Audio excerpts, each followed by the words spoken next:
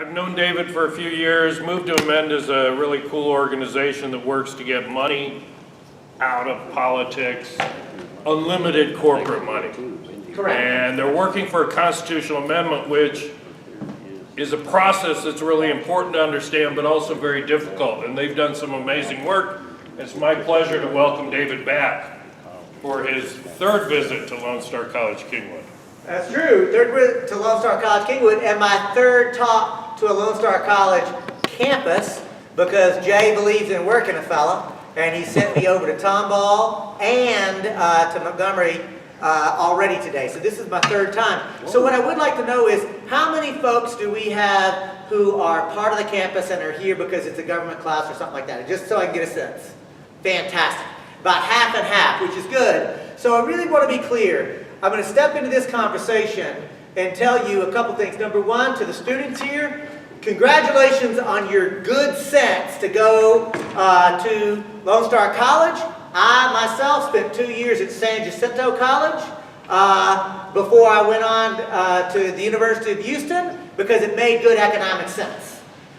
Right? So I just want to honor the fact that I'm really proud to be at Lone Star College, especially because the history of what they were then called junior colleges actually were designed as laboratories for working class people like myself to actually get exposed to a liberal arts education. So there is actually a great history of what were then called junior colleges as places where working class people could actually engage not just higher education, but the idea of civic engagement. So that's something important. The second thing I'm going to do very explicitly is to tell you that I myself am a lawyer by training, practiced law for over a decade, but I actually consider myself an engaged citizen.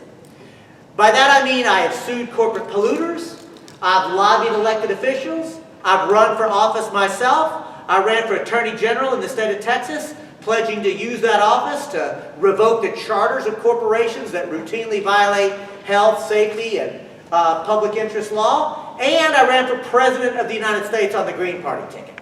But the thing I'm honestly most proud of as an engaged citizen, I've been arrested for nonviolent civil disobedience. I saw that look on your face. And I do want to be clear about that. Like, I consider that civic engagement. And I did it as a student at the University of Houston during the anti-apartheid movement.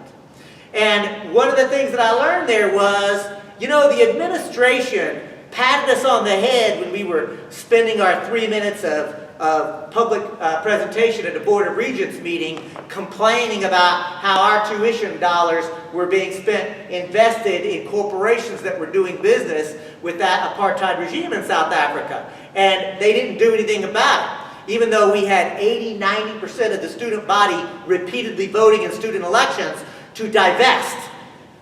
However, when me and a group of other people took it over and shut down a Board of Regents meeting, all of a sudden we began to see some change in the Board of Regents. So I say that because I really want to be clear. When I talk about civic engagement, I'm talking about civic engagement. So yes, I mean voting, and I mean letters to the editor, and I mean calling into talk radio, and I mean having conversations in pool halls, and bowling alleys, and beauty shops, and barber shops across the country, and when necessary, I mean shutting that mother down. And so I'm just like being very clear. I believe that my study of social movements and U.S. history is that to actually affect systemic social change, we have to use all the tools available to us. And so that's part of the conversation that I hope we'll have. And I want to be very clear. See, so many times when you come to an event like this, the presenter will tell you, I'm just being objective. I don't think that's true. I don't think it's actually possible to just be objective when you're talking about a social science, right? Like, you can be objective about mathematics, you can be objective about certain of the hard sciences, but social sciences, I think you need to own what your perspective is. So I'm going to step into this space. If you can't already tell this about me, I am a liberal, or a progressive, or a leftist. Whatever it is that you want to say, like, that's how I come in. In fact, I'm just going to cut to the chase. I believe the United States of America is fundamentally racist, sexist, and class oppressive, and that the entire transnational corporations of this society are destroying the planet that we depend upon for life itself. That's what I believe. I can't help but to see, I get a lot of positive. This guy over here is going like, Jay, did you know he was going to say this? Right? How am I doing though? Am I saying anything that doesn't sound right? I just think it's important. I'm going to let you know where I come from. Part of the reason I do that is because, not because look, I want to be honest with you. I want you to be able to take the rest of the information I give and understand what my perspective is. Now, I want to be clear. There are some things I'm going to be talking about that are, in fact, objective, which is just factually true. Much of what I'm talking about, though, is normative, which means it comes from a philosophical orientation, right?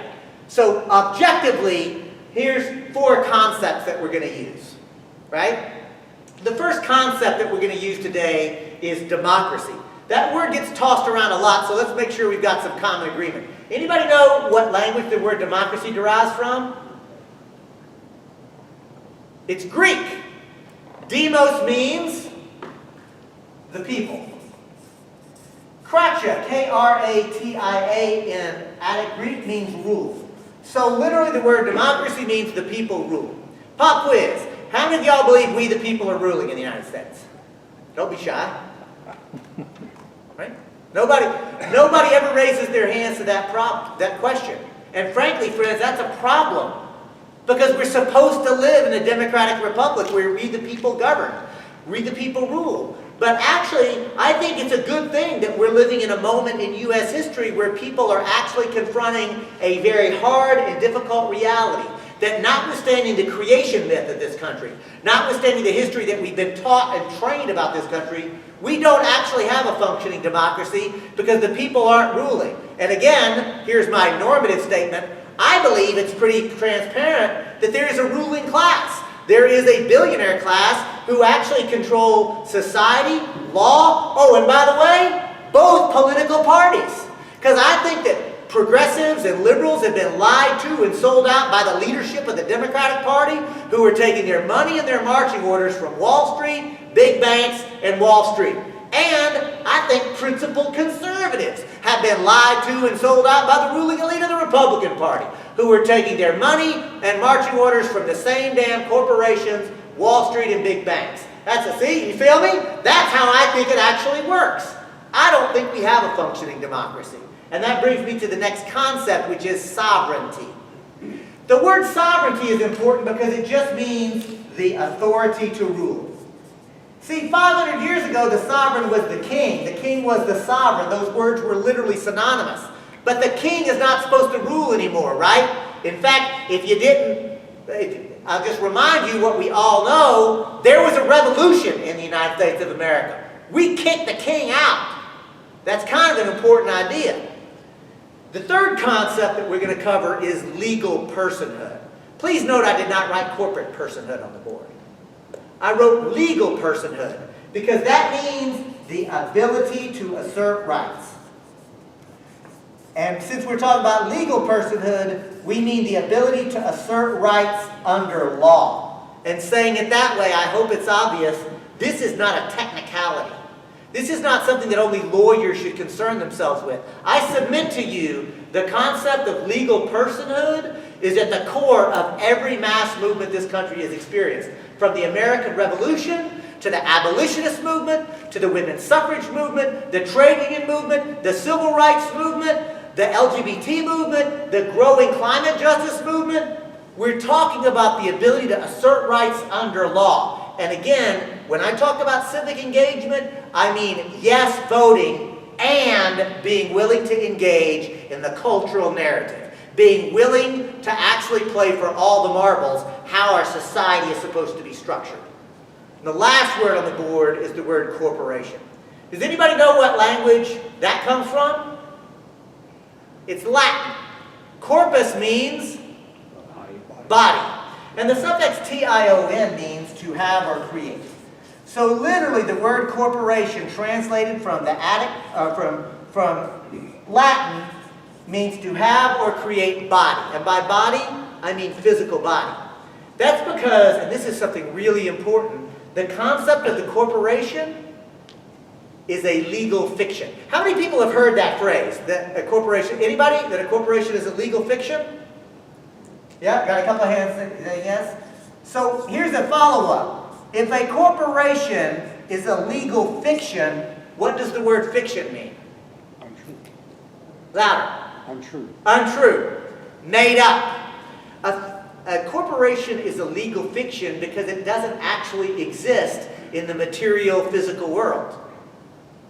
Which is to say, a corporation can only be created under the legal system and having the law and culture acknowledge its reality. This is a very important idea. Another way to say it is, a corporation is only what we say it is. Nothing more, nothing less. Which also means we actually politically and legally are allowed to say what a corporation can do or not do. We actually have that authority. Now, we're not exercising it very much, but we actually do have that authority. So these are the four concepts that we're going to cover as I shift gears now, because this is, I know that we've got government students in this classroom. I've got a government professor in the class, so he's already grading my papers, watching me over. So is Jay here, so I know I have to be on my best behavior and have to be on precise academic rigor as I transition now into a conversation about the supreme law of the land, a conversation about the governing document that is supposed to be how our legal system and our political system operates. What's that document called? Constitution. Nicely done. It's the U.S. Constitution. How many of y'all have read the Constitution? Be honest. All right, so your professor's right here, y'all. So the U.S. Constitution. I'm going to tell you this. When you read the Constitution in its entirety, you will see two major concepts at play. The first concept is the most important one. In fact, it's so important it's the first three words. We the people. We the people. Those are hallowed words in this country, and they should be, because we the people come together to create the second concept, which is government itself. Saying it another way, we the people create government. Government is actually dependent upon we the people. In fact, I like how some of my friends say it. They say, the people should never be afraid of the government. Actually, they say government should be afraid of the people. How many of y'all believe government is afraid of the people? I do. And here's a follow-up. If government isn't afraid of us, why are they spying on us? And here is a follow-up there. Here is some objective data. Social science will prove this, actually, with I think, pretty convincing results. And that is, ever since Dwight D. Eisenhower was President of the United States, there has been more surveillance on the American people and so-called dissident groups under every administration, whether it was a Democrat or a Republican. More surveillance, more concern on behalf not only of government, but the ruling elite, right? They're actually scared of us. And if you don't think that the ruling elite are scared of us, I've got one word for you. Occupy. Because how many people here were participatory with the Occupy movement? I know I got a couple of hands, eh? So, see, I actually was too, and I had the privilege of traveling across the country during the height of the Occupy encampment era. I probably talked to 50, 60 Occupy groups. You know what I saw? People talking to each other. That's what I saw. And that scared the ruling elite. See, the ruling elite, the billionaire class, they want us to talk to each other as long as we talk about sports or celebrity or gadgets and fashion, stuff to buy. But Occupy scared the ruling elite because they were talking about, why does 1% rule 99% in a country that claims to be a democracy?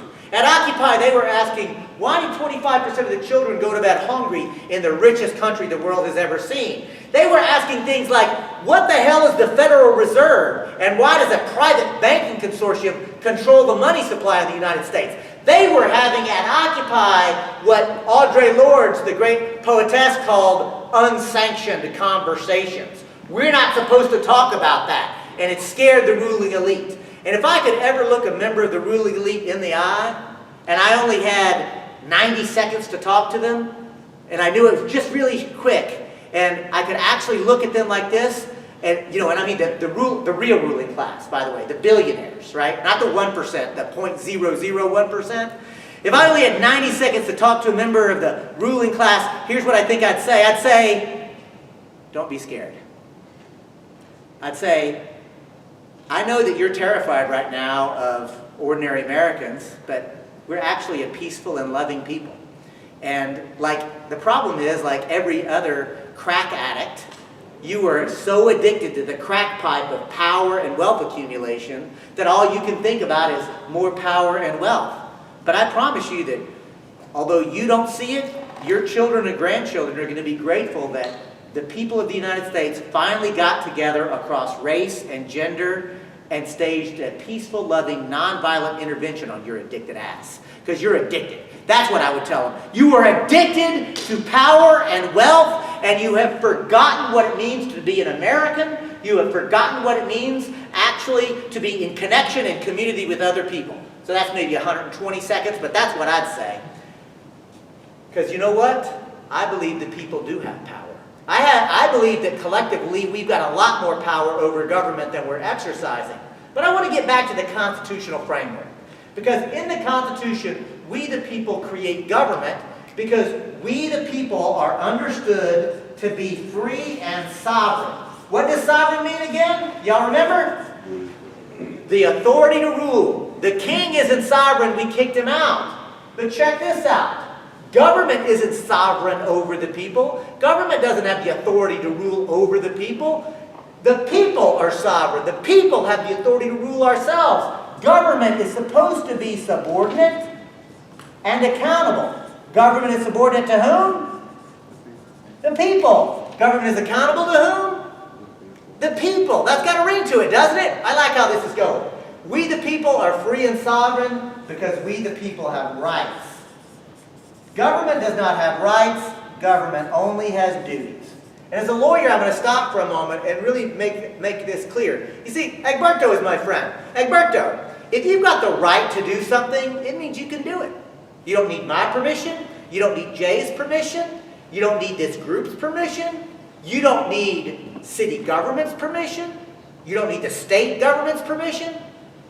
I mean, in fact, not only do you not need advanced government permission, but if government, acting through its political process, passes a law infringing upon your rights, whether that's a local law, a county law, a state law, or even a federal congressional law, if it infringes your ability to exercise your constitutional rights, they're wrong, not you. You ought to be able to go into court and have that law overturned because it would be considered an illegitimate exercise of political power.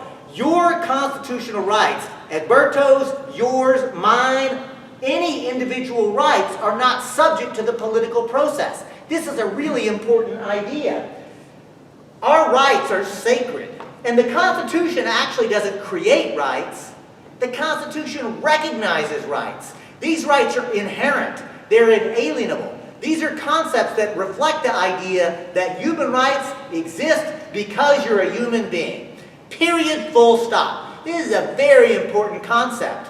And government doesn't have rights over the people. Government has duties, and duties are responsibilities. And where do those duties come from? Governmental duties come from the idea that all power resides with the people.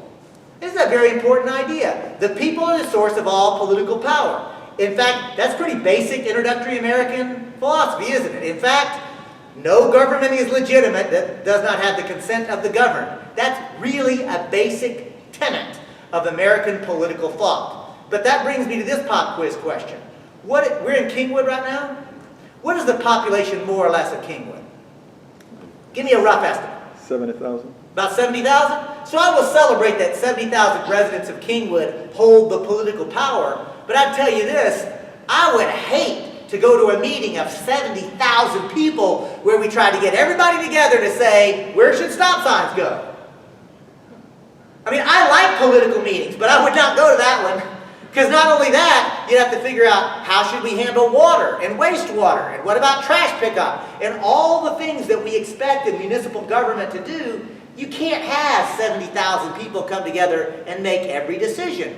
Because in the American political concept, the people do hold all the power, but we wisely delegate a certain amount of our power to government. Do we delegate all our power to government? No, we only delegate enough power for government to perform the duties that we have told them to do. And how does government discharge those duties? They write public policy and public laws. And I don't know if you've noticed it, but there's going to be disagreement on those laws. Right? Have you noticed that? And here's something else I really want to say. I think we're really losing something in this country because we're forgetting how to disagree agreeably. We're forgetting that it's okay to have vigorous debate and have passionate disagreement about politics. I mean, I take my politics seriously and I'm very passionate about it. Can y'all tell? Right? I am very passionate about my politics. But I promise you this. Every time and any time I meet somebody with whom I have a political disagreement, I double down on my real effort to listen, to be respectful, so that even if I am going to disagree with them, I can come away saying, I disagree with that, but I appreciate that you have the right to that opinion. And I really work hard at that. Because I think it's really important to recognize we can't have a functioning democratic republic if we just shout at each other. Our system won't work if we're not willing to actually engage and listen to one another, even people we think are foolish. Now that's something very important. Public policy should be debated vigorously. We should duke it out, metaphorically, in the court of public opinion. But at the end of the day, we should recognize that it is government's responsibility to write public policy and laws. But the one thing that no public policy can do, and we covered this with Egberto as the example, cannot violate anybody's private constitutional rights. Remember? So now that I've taken the time to lay all this out, I am now going to tell you in one sentence how the U.S. constitutional republic is supposed to operate. Now, it's a run-on sentence to be sure, but it's still just one sentence. Watch this. In the U.S. Constitution, we the people are free and sovereign because we hold all the political power. But we wisely delegate a certain amount of our power to government, which we will always hold to be subordinate and accountable, and we will charge government with the duty to write public policies and laws, which they will do at the local, state, and federal level. But the one thing that no law can do, whether it is at the local, state, or federal level, is ever violate the private rights of the free and sovereign people who live under our Constitution. Ta-da! Right? Yeah, you can applaud that, Jay. That's pretty good, isn't it? I mean, I'm not even joking. I think this is brilliant. I think this is beautiful. Individual rights are to be protected, but we have a public process by which decisions are made in a communitarian ethos, but the majority can never violate the minority's constitutional rights. This is brilliant. This is beautiful. We should try that in this country. Because this would totally work. And I'm not joking. This is brilliant. This is beautiful. And we've never tried it. Because before I go 1 second further waxing poetic about the U.S. Constitution, a quick time out. Somebody tell me what year the Constitution gets either drafted in a convention or ratified. Anybody know that year? 1789. Nicely done. 1780. You better get this one right, John. 1789, he is correct. That is the ratification year of the U.S. Constitution, the year the Constitution becomes the supreme law of the land. The reason I want that date on the board is to remind us that we know that the definition of legal personhood is the ability to assert rights. So in 1789, somebody tell me who was part of We the People. What were their characteristics? Say it louder, sir. Rich white men. Rich white men were the only human beings that could actually claim full constitutional protection. You know what percentage of the adult human beings living in 1789 could claim that they were part of We the People? What percentage do you think? 25. About 25%? It's a good guess. But you were not sufficiently cynical, sir, because the answer is not 25%, it's 5%. How can that be? Well, let's just take a moment. Let's remember that the indigenous people who already lived here, this document did not apply to them. The so-called Indians, the sovereign people who lived here before us, they were not legal persons. This Constitution didn't protect them. In fact, historically, and this is an objective case, not a normative opinion, history shows that those human beings were subject to intentional, deliberate efforts at genocide. And this document did not stop or prevent that in any way. But I'm not through, because what about the enslaved Africans who were brought at the barrel of a gun and forced to build this country with slave labor? This document did not protect them. They were not considered persons under the law. In fact, this document allowed their enslavement and codified them as property. And I'm still not done, because this document didn't apply to any women at all. Women were not legal persons. Women were literally chattel property under law. And here's the other thing that too many people forget, this document didn't apply to most of the white men either, because the intersection of race and gender also has to do with class. And at the end of the day, you have to understand, most of the white men who were living in 1789 in the newly formed United States of America were indentured servants at best, second-class citizens for sure. And at the end of the day, it took mass movements, broad, deep, muscular movements to actually change the culture, change society, and demand that actual human beings be acknowledged to be persons with rights. That's objectively true. And now that we've laid all this out, it might behoove us to ask, well, where should the corporation go on our little chart? After all, the corporation is the most dominant institution on planet Earth today. And before I write the word corporation down, I want to ask this honest question. Anybody know what it takes to form a corporation in Texas today? About 50 bucks. About 50 bucks is your application fee, and you fill out some paperwork. You don't need a lawyer, by the way.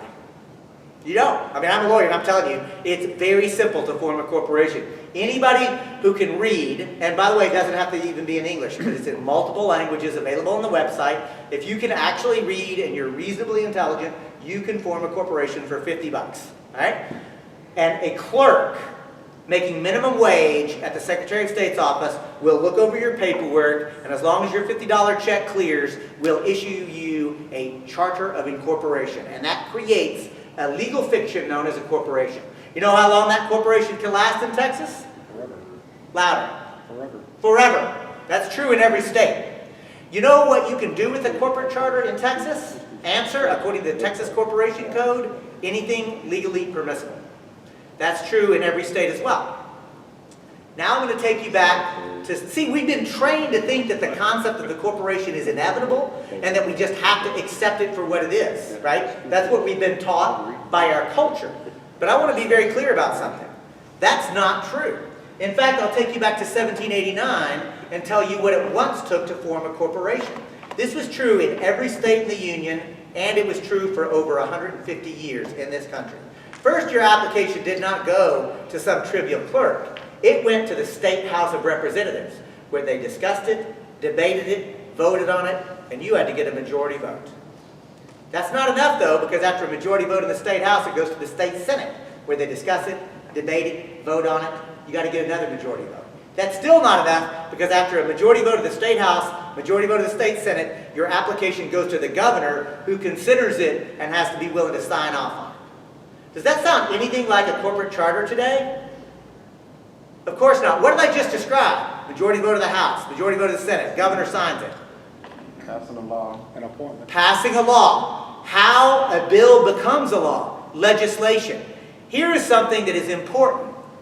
The founders' original intent of the limited liability corporation was that it was a privilege, not a right, and it required a political act of basic legislation.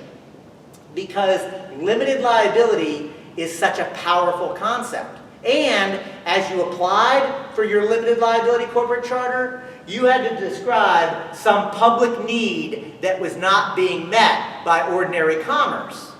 And if you were granted your limited liability corporate charter as a privilege, all you could do was that specific type of business. And if you did any other type of business, guess what happened to your corporate charter? It was revoked. That's right. Did you just say they pulled it? Is that what you just did? You were correct, sir. They pulled it. I like that. I might use that next time. They pulled it. They pulled it. Here's the thing. In fact, under law, it was called ultra vires. It's a Latin phrase. It means beyond the authority. Because the founders recognized that they were authorizing limited liability corporations for a specific reason. Oh, and by the way, if they granted the specific limited liability corporate charter, it typically lasted 5 to 10 years. The longest a corporate charter usually lasted was 20 years, the lifespan of a merchant. Now look, the business could continue beyond that, but the concept of limiting liability was restricted in time, and at the end of the corporate charter, on its own terms, it just dissolved, and if you wanted to continue to do business with that corporation under limited liability, you had to reapply and go through that same political process all over again. And I haven't even got to the best part. Because even if you were acting in that limited time period, even if you were doing a specific thing that you had been granted your public charter to do, if you were ever found to violate the public interest or the public trust, guess what happened to your corporate charter? They pulled it. Corporate charters were once routinely revoked for merely acting outside the public interest. Which brings me to this question. Somebody name a single one of the Fortune 500 corporations that could even operate today under the restrictions that the founders put on the corporate form. I'll wait. None. Now listen, I want to be very clear about something. I'm not anti-corporation. I think corporations can and do perform valuable services because I know that corporations are tools, nothing more, nothing less. Some tools can be put to productive uses, other tools can be put to destructive uses. The question is not, is the tool good or bad? The question is, what are we doing with it? I think the corporation is one of the most powerful tools that human beings have ever created. It's a very powerful idea. And I think that we should encourage the use of this powerful tool. I just don't think corporations should be able to claim constitutional rights. Because here, I'm now going to get to the point. We now know that it takes an action of state government to create the corporate charter. We now know that a corporate charter can be used to hold a corporation subordinate and accountable. We know that the corporate charter describes the duties of what a corporation can or cannot do, and we understand that a limited liability corporate charter should only exist if it serves the public good or the public interest. So isn't it obvious that a corporation should go here? And now, here comes the punchline, because when the U.S. Supreme Court comes waltzing in, and by the way, Jay, in an act of what I will call supreme judicial activism, right?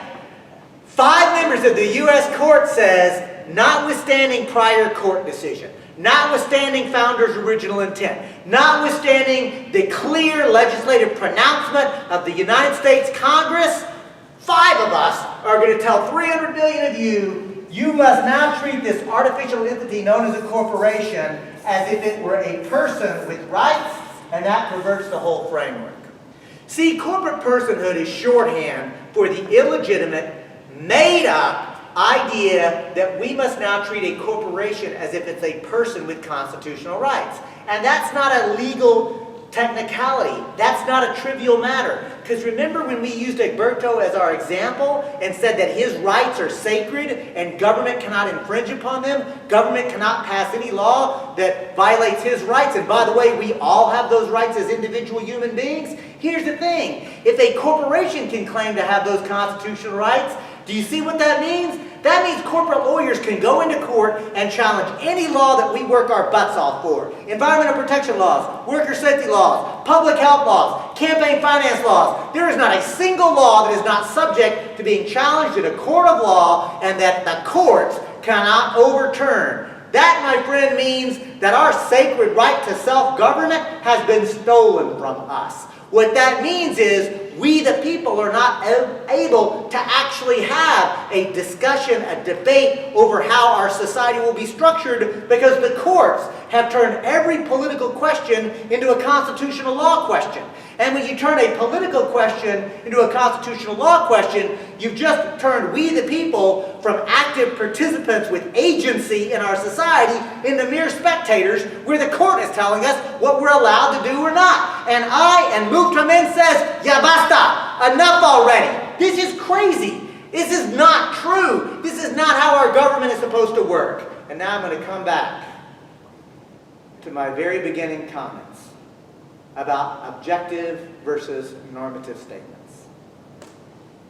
I think it's without question that objectively we're losing the confidence in the integrity of our electoral system. Polling data is showing that. Ordinary Americans, whether they consider themselves liberal or conservative or moderate, Democrats, Republicans, Greens, Libertarians, Independents, are losing confidence in the integrity of our institutions. That's a problem. What we at Move to Amend intend to do is to inspire people to get involved in a movement that actually says, let's take ourselves seriously as sovereign citizens. Let's actually recognize that we have the power, that we have the authority, and frankly, that we have the responsibility to actually get engaged. Because this is a presentation being sponsored by the Civic Engagement Lab. Is that what it's called, Jay? Center for Civic Engagement. So my appeal to you is get your ass engaged. And I'm not even joking. Because at the end of the day, I can't tell you, I've about had it up to here when I talk to people who say, oh man, I don't do that because I don't believe in the system. Because I got news for you. You may not believe in the system, but the system believes in you. And the system is operating 24/7. Creating a system of laws that control your conduct, what is legal and not legal. That every action you take, from the moment you wake up to the moment you fall asleep at night, the system has a whole set of laws and cultural assumptions about what you're allowed to do or not allowed to do. Now you can choose to disobey some of them. Like I said, I'm proud of my arrest record. I've challenged some laws in my time, but at the end of the day, wouldn't it be better if we actually got involved and engaged and actually created a society that reflected our values? So here's the thing. I finished the public presentation around these concepts. I have made an appeal to you to get involved in the larger sense. And now I'd like to actually appeal to you to get involved in a much more concrete way, which is through Move to Amend. My colleague Ruthie is going to give each of you a brochure that has a proposed constitutional amendment. It's actually already been introduced to the Congress, has 14 co-sponsors already, including a Republican. We are growing, and as a matter of civic engagement, this is something, Jay, I really love to tell people. This is what civic engagement can look like. A group getting started in 2010 with 12 people in a living room. Today, we're 400,000 people and growing every day. We've helped 16 states call for a support of a constitutional amendment. We've helped 600 communities pass resolutions of support. That's where city council members or county commissioners have voted to support the call for a constitutional amendment. And get this, we've been on the ballot 300 times in communities. That's where ordinary people get to vote on whether they support the concept of a constitutional amendment, yes or no. We've been on the ballot 300 times. Guess how many times we've won? 300. We haven't lost yet. And that means in liberal places like San Francisco and Boston, you know where else we won? Salt Lake City, Utah. We won in Devlin, Wisconsin, which is the hometown of Republican Tea Party Governor Scott Walker. They haven't voted for a Democrat for president or Congress in 40 years in Devlin, Wisconsin. Move to Amend was on the ballot there and we won. We want a statewide vote in Montana. Yes, that Montana. I mean, I'm a native Texan, we in Texas now, right? Like, Montana might be the only place that is as or more politically and culturally conservative than Montana, right? We were on the ballot in Montana and we won by 74% of the vote. What I'm telling you is, by engaging a civic process of how our constitutional republic is supposed to operate, we are successfully uniting Democrats, Republicans, Greens, Libertarians, Socialists, Independents, regardless of political affiliation, party label, or anything else. We are building a movement that is actually taking our rights to self-government seriously. So you've all got a brochure, and now the other thing, I guess you've already started it, Ruthie has passed out a clipboard. That clipboard is an invitation to join us. We've got 400,000. By the time we finish this Texas tour, we'll be at 401,000. I hope we'll be 401,020. It's an honest invitation to you to join. Now, you don't have to, right? It will not impact in any way, your participation here tonight. You already get your check mark for merely attending. It is an honest invitation to you to join a movement, and a movement that I genuinely believe is the functional equivalent of our generation's American Revolution, or women's suffrage movement, or trade union movement, or civil rights movement. Because this movement, at the end of the day, asks the question, who will rule in this country? Will it be ordinary people, or will it be the corporations? So I want to thank the Center for Civic Engagement for bringing me here today. Thank you for giving this opportunity, and invite comments or questions. Yeah, if you have a question, you're going to have to speak up, though, because we don't have mics to run around. No mics, so... I have Yes? a question.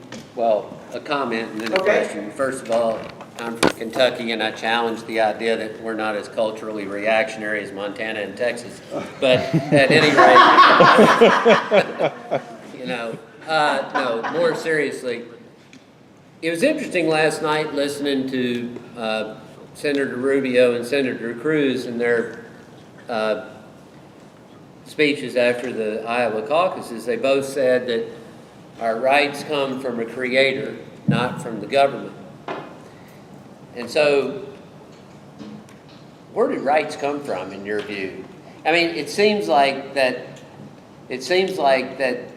there's, I mean, is there any chance to appeal to that sentiment with this movement, that the rights don't come from the government, that the government has duties, not rights? Because I have heard libertarians say that quite vociferously, So I guess I'm just asking you it's kind of a philosophical question. Where do rights come from? Especially if you live in a country that's as pluralistic, as religiously pluralistic as our own, how do you address that? So I will address it head on and actually tell you, and I'm not trying to be coy, but it is a mistake to say, do they come from the creator or not? Because then you're having a spiritual, religious conversation. So I'm going to keep it as a civic conversation and say this. But do you think, I'm not trying to interrupt you at all. Well, I am a little bit, but do you think that doing that loses you adherence? Okay, so, no, okay. Because what I will do is, but fair enough. But what I would say is this. It is definitely the case that government cannot create inherent and alienable rights. Government creates statutory rights under statute. Statutory rights are subject to the political process. That's just the reality of it. You don't have a right to fish in Texas. You got to get a license. You don't have a right to hunt in Texas. You got to get a license. So there's all sorts of ways that those are considered statutory rights. They are created through the governmental action. But constitutional rights are inherent and inalienable. Many people, and I respect those who believe that those rights come from the Creator and the divine. That's fine. Others might say, no, I'm a secular humanist. I don't actually think that they come from God or a goddess or anything else. I think we have them merely because we're human beings, period, full stop. And here's what I would say. I can actually have this conversation with anyone who is willing to actually have a conversation and actually find common ground. Because I'll tell y'all something. I've given this presentation at Occupy encampments and union halls and Unitarian congregations, and I get laughter and I get applause. And you know what? I've given this basic presentation at a Tea Party group, and I got laughter and I got applause. But the laughter and applause came at totally different places. Right. So what do you think is going on with that common language?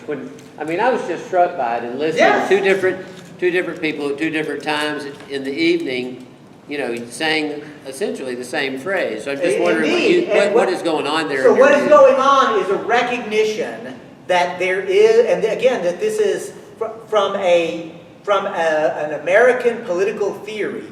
What we would say is, both of those gentlemen were acknowledging the concept that the rights of human beings are inherent and inalienable. And I agree with that. And I'm going to go one step better and actually say, what's your first name, sir? John.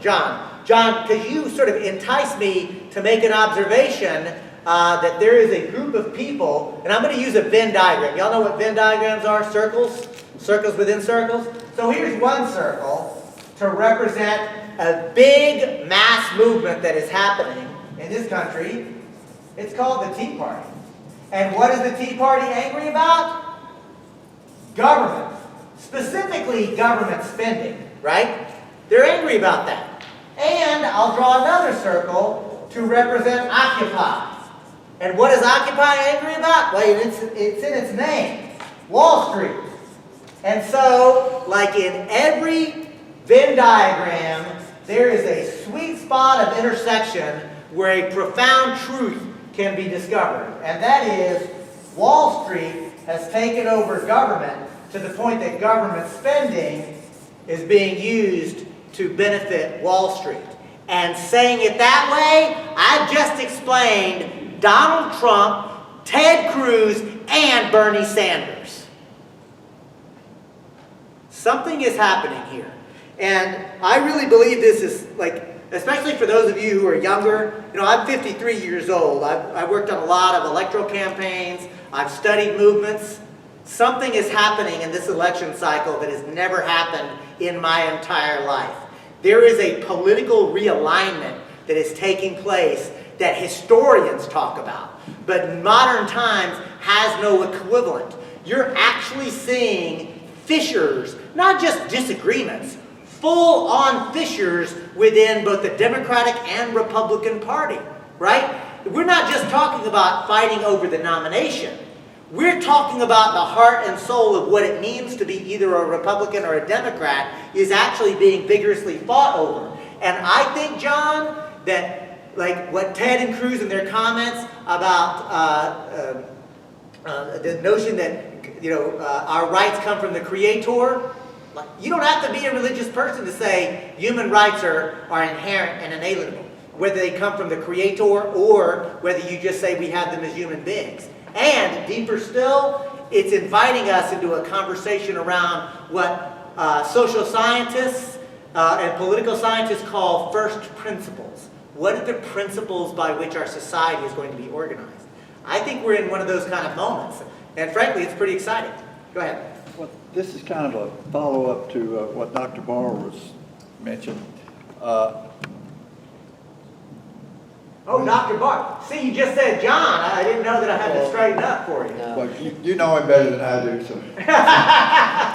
so. I heard he's from Kentucky. That's the rumor. When I listened to Ted Cruz last night after he was pronounced winner in Iowa, and in his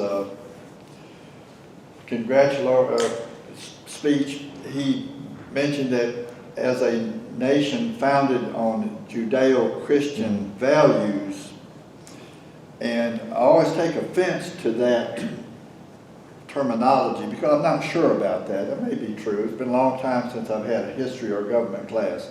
But as a, one of those things you mentioned, maybe secular humanist, I have values, and I know many people that are of my persuasion that have firm values and were raised with values. So I'm not sure I take offense to it, but I think I do. So are we a nation founded on Judeo-Christian values, and just what the hell are they? Well, again, I'm not trying to avoid the question, but I don't think that's the right question to ask. I mean, I think the question to ask is, what are the values of the United States of America? And you know what I would say? I thought they were liberty, justice, and equality. I thought those were the values of the United States of America. And you know what? I don't believe that that is only applicable to Jews or Christians. In fact, I'm going to go you one better. I actually don't believe in American exceptionalism at all, because the values of liberty, justice, and equality are human values. You bet American children want and deserve liberty, justice, and equality. And you know what? So do Mexican children, and Iraqi children, and Jewish children, and Senegalese children, and Finnish children. Because here's the thing that I'm going to push back on. This whole concept of American exceptionalism is causing a lot of problems here. It's beginning to think that somehow, just because we were born in a certain spot on the globe, that we're allowed to lay claim to other people's stuff. And I think that's kind of a problem. And I'm going to actually remind those of you of a certain generation, my age or older, I think it's almost become quaint, because I don't think that young people maybe feel the way, but I can remember a time when I was genuinely proud to be an American. And you know what? For me, that's when I was a little boy. When I was taught that the United States of America stood for liberty and justice and equality. And I was so damn proud to be from that country. Because not only was my country supposed to stand for liberty, justice, and equality, but my country was supposed to be a great shining light on the hill. And we were going to bring liberty, justice, and equality to the whole world. And instead, we're bombing people. Instead, we're stealing their resources. I can't be proud of that, but I can be proud of the principles and values that we're supposed to be for. And that's actually what I'm willing to fight over. And I mean a true metaphorical fight. Because at the end of the day, I will implore you, get involved and get engaged, because we're living in a moment in time where what it means to be an American is at stake. Sorry. I told y'all I was passionate about my politics, right? Yes? How much money are corporations allowed to give to political advertising, and how much are individual people allowed to give? Well, that's a good question. So how much money are corporations, now here's the thing. How much is a corporation allowed to give to a political action committee to influence an election? Unlimited! Billions of dollars! Trillions! Pick a number. Kajillion! I made that one up. It's a number. It's literally unlimited. That's for corporations. How about individuals? 2,500? McCutcheon. Same answer. For independent expenditures, an individual billionaire can spend unlimited amounts of money on what are called independent expenditures. You are correct that in an individual race, the limit is now $2,600? $2,600 for an individual in a race by that individual. But you know what else you can do? You can get your partner or spouse to do it. Oh, and if you have children, every single one of your children, even, in fact, I'm not even making this up, y'all, literally 2-year-old children show up on Federal Election Commission disclosure requirements. You mad yet? You mad, bro? Because I am. So that's the answer. It's unlimited. That's the reason that the billionaire class are literally trying to control the electoral process. Who thinks I'm crazy? Somebody does. I think you're crazy. I listened to both speeches last night. Hello.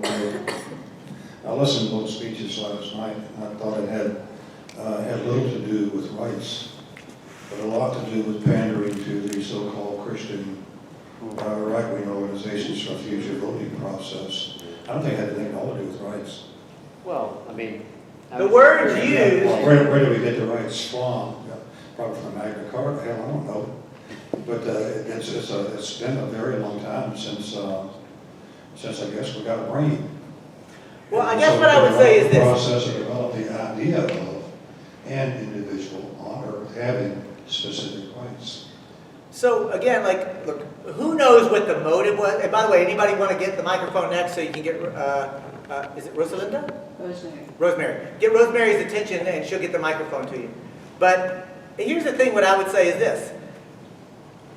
Who knows what the motives of Cruz and Rubio were? Maybe they were merely pandering to the religious right. But John is correct. The words that they used were, our rights come from the Creator. And so I'm willing to take them on their word. All right, if you believe that, then what that means is that government is actually operating within a certain framework. But here's what I think is very interesting. If you actually believe in limited government, why do you allow billions of dollars of subsidies to go to corporations and the oil and gas industry? You know, if we really believe in limited government, why are we spending billions of tax dollars in wars of aggression all across the globe? If you actually believe in these things, why don't your policy proposals actually reflect those values? That would have been the good follow-up questions, I think. Because again, at the end of the day, I don't care whether you're a member of the Democratic or Republican Party, whether you're a Green or a Libertarian or an Independent. I think the American people ought to be asking hard questions of anybody seeking our votes. And frankly, they ought to earn those votes. I got you, John. I'm going to, one more time, because John is a thoughtful Kentuckian. He might have, all right, so we go back to John. But don't Cruz, just a No, student. go ahead. You got the microphone. No, Come over go here. ahead, student's more All right, important. than me. student. He said he's tired of hearing your accent, John. I don't think you talk funny at all. I mean, a lot of things you say resonate, but I feel like the biggest issue with just the biggest issue seems to be like the individual participation of the U.S. citizens just isn't there. Like, there's so much research that they have to put into to actually give a informed vote or informed decision that they're just not willing to put in the time for it. I mean, a lot of people I interact with today, I try to talk to them or just get the conversation moving, and they just want to move to something else because, oh, it's politics, that's all bunch of jargon, I don't understand, don't want to understand, and all that nonsense. Well, that's, look, first of all, thank you for trying to engage the conversation to begin with. And it does start with conversation. But I do think it's important historically that we actually understand all of the great movements that people talk about, the abolitionist movement, the women's suffrage movement, the civil rights movement, they were fights over the vote. People died over the ability to just express their opinion at a ballot box. I know my new friend John is from Mississippi. People died in Mississippi in our lifetime just for the ability to express their opinion at the ballot box. So I honestly don't know how to have a conversation with anybody at any age, whether they're a young person, a middle-aged person, or an elder, who takes such a cavalier attitude about the ability to express your opinion at the ballot box. Because look, again, I guess my appeal is this. Somebody is making the decisions about how our society is operating. And if you think everything is hunky-dory right now, all right, don't vote. I know very few people who think that things are right on track. I know very few people, in fact, polling data shows the overwhelming majority of Americans think we're on the wrong track. We're doing the wrong thing. We need to do things differently. So my appeal to people is to vote. But I guess here's the other appeal. I'm going to be honest. If you want systemic change and all you ever do is go into a polling booth every 2 to 4 years, pull a lever, and then go and watch television or listen to music or play video games or anything else, right? If all you ever do is pull a lever every 2 to 4 years and expect social change, you're wasting your time. That's not how it works. But there's a corollary to that. And that is, if you really want social change and you don't bother to vote every 2 to 4 years, you're wasting an opportunity. Because the opportunity to express yourself at the ballot box is a powerful way to actually move that process. That's the appeal that I would make. Do you think that it's actually working? And for a student, wouldn't you like to have, I don't know, like, look, students today are being saddled with a debt load that people of my generation and older cannot even conceive of. I've talked to people who are borrowing $50,000, $60,000, $70,000 just to get an undergraduate degree. The first house I bought did not cost that much money. I mean, what we're doing to young people today for an undergraduate degree is obscene. It ought to be free. There ought to be free, unencumbered tuition granted to anybody who wants. Like, you know, K through 12 is free. Why is it university free?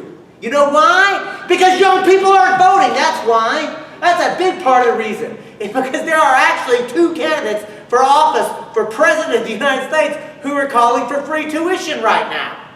Anybody know their names?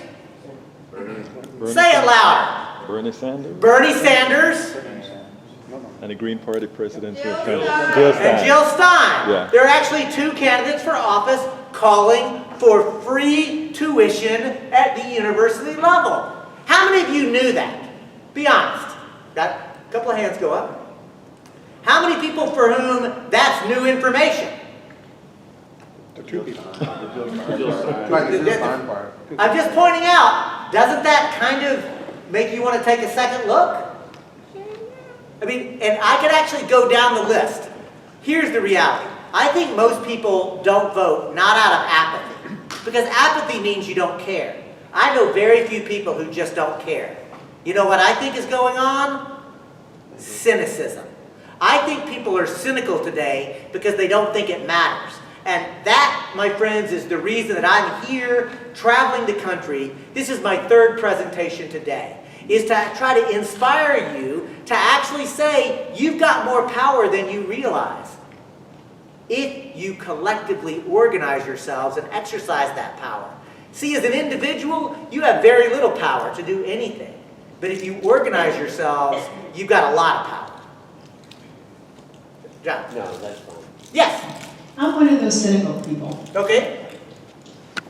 Say we elect, and I'm not trying to hurt anybody's feelings, but say we elect Archie from the cartoons, and he's our president. And he tells us, you're going to get this, this, and this, you're going to get free tuition for college, whatever. Then we get him up in the White House. What is the percentage that he will actually, or she will actually, be able to do what they say? I mean, we're looking at Obama. The only way he got things done were executive decisions, and that's just going over everybody's head. Is it really going to make a difference if one politician is in the White House and he or she tries to make new things happen?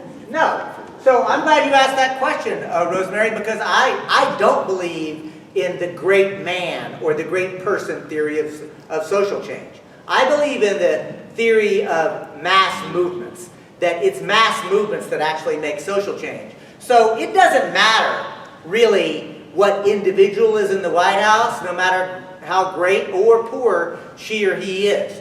The reality is we have to ask what's happening in the politics and the culture of society. Because here's something I'm going to actually ask. Does anybody know the last president to call for single-payer universal health care? I think it was Truman, wasn't it? It was Richard Nixon. No. It was the same president who created the Environmental Protection Agency, the same president who created and passed the Clean Water Act and the Clean Air Act, and, by the way, the last president to propose a minimum wage, not just a minimum wage, but a guaranteed wage, that everybody would get a certain amount of money just for being American citizens. That was Richard Nixon. Now, does anybody, if you don't know your history, Does anybody think that Richard Nixon was a flaming liberal who was actually advocate, like that's the society that he wanted to live in? No. Richard Nixon was president at a time when there was a mass movement for environmental protection, a mass movement for poverty rights. There were all these mass movements that were actually shifting the political culture. And I'm going to come back. Tea Party and Occupy, I think, are examples of fights that are trying to express themselves. Here's the thing that I find interesting, Rosemary. I think that we're seeing a political realignment happening in this country because the two existing political parties cannot contain the inherent contradictory positions that are trying to be contained not only in the American people, but in those two parties. Something is going to break, like a shift. Something is going to happen. Personally, I'd like it to shift into a multi-party democracy where we have a pluralistic society, we have proportional representation, so if you get 20% of the vote in a deliberative body, you get 20% of the seats. See, I'm looking for structural changes that will actually allow us to restructure society. So, do I think that one person is going to be able to do anything? No. Do I think a mass movement can make one person do anything? You bet I do. Mm-hmm. But surely you believe that there's a difference if Paul Ryan's the President of the United States or Bernie Sanders is the President of the United States. Of course I do. Okay, so I mean, that's kind of disingenuous of you, isn't it? No. To say that one person's not going to make a difference. Because in 1970, when you had Nixon, the Republican Party was a vastly different party. And I think that I'm 53 as well, and I think that people of our generation, and I've run into this in talking with people myself around the country, that they still talk like the Republican Party is the party of Gerald Ford. Well, it's not. And this actually dovetails nicely with what you've been saying, that, and Jane Meyer outlines this in her new book, Dark Money, that there's hundreds of millions of dollars out there in our culture advancing particular viewpoints, and that what used to be considered crackpot ideas are now mainstream ideas. And so I feel like to talk about I hate the Democratic Party, don't get me wrong. I mean, there's much to despise about it.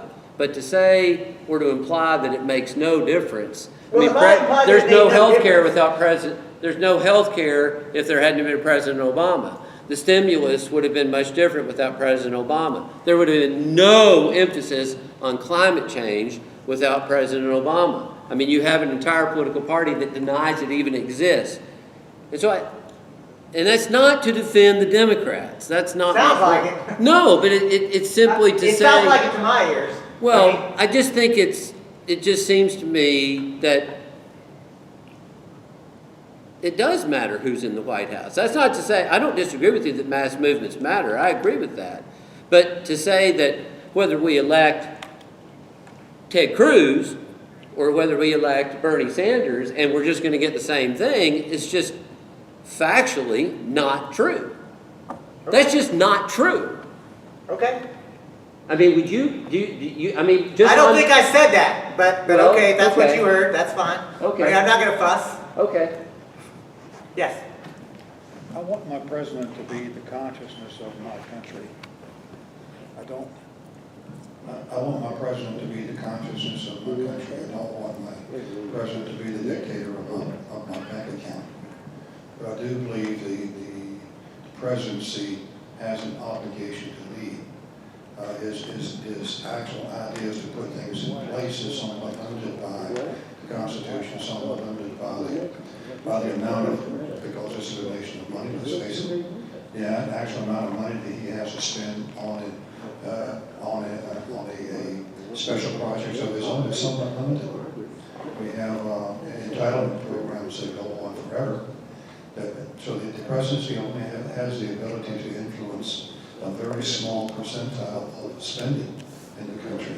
So until that changes, the president is going to have relatively little power to do things financially, which is how things get done in the country. But I want my president to be the consciousness. I want my president to be moving in the direction for the people, not necessarily only a specific program. But I want his vision to be clear, to return the power to the people, not to the corporate entity. I've been around a little longer than both of you guys. But that's my perception. That's Okay. my perception. Seems reasonable. I don't look for huge changes in, that a president will be able to accomplish in any one particular term. But I do look at what President Obama has actually accomplished in the 2 terms he's been in office, and I'm pretty damn impressed. I have to tell you, I'm pretty impressed by the power of the executive order itself. That's pretty good stuff. That's pretty strong stuff.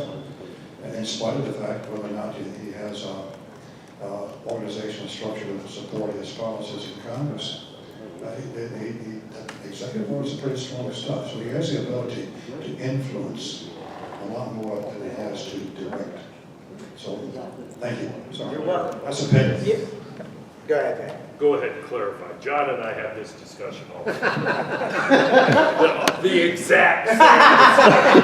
Look, you So know, I'd like your take on it. so look, again, my take is when Rosemary made her comment in the back and forth that we had, I didn't think that I was like honestly, I think you're putting words into my mouth. Of course, so I do think, of course, it matters.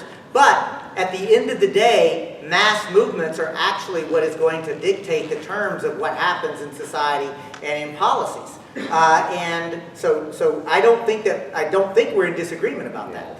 So, you know, again, I want to sort of shift it back around because I actually don't believe that the leadership of either the Democratic or the Republican Party up top actually would be willing to have these first principles conversations.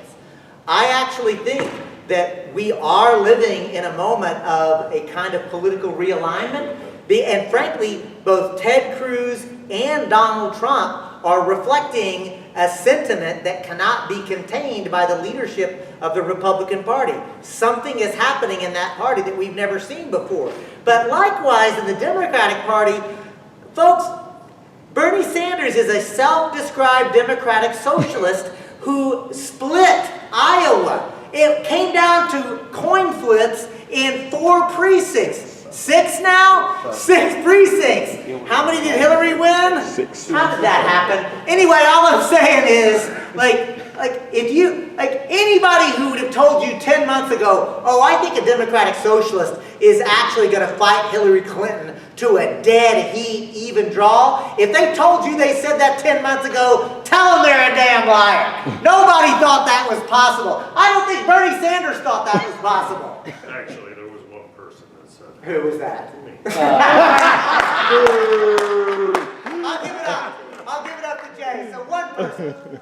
All I'm getting at is there is something that is going on now that we have not seen in this country in my lifetime anyway.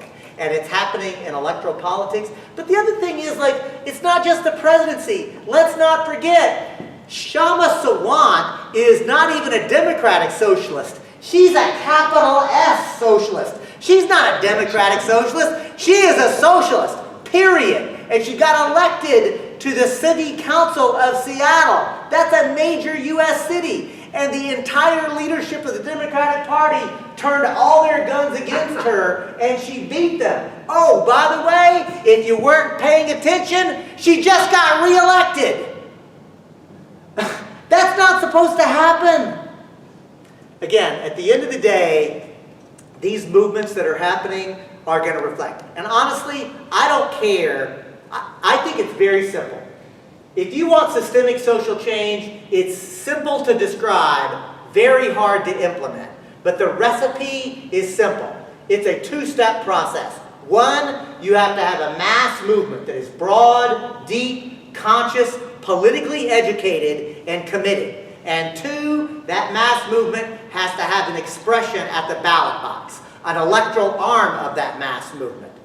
At the end of the day, when those 2 things come into alignment and begin to happen, you actually begin to see systemic structural changes. So listen, I want to thank Jay for bringing me out and giving me this opportunity.